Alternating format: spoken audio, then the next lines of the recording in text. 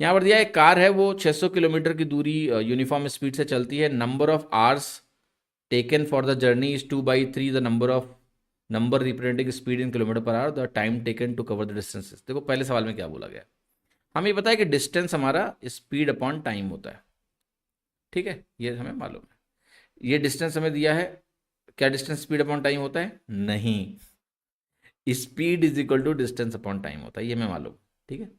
सवाल ये कह रहा है कि भाई जो टाइम है, टाइम जो है वो स्पीड का 2/3 है मैग्नीट्यूड में।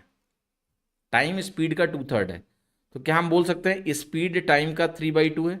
यस। अगर टाइम स्पीड का 2/3 है तो स्पीड टाइम का 3/2 है।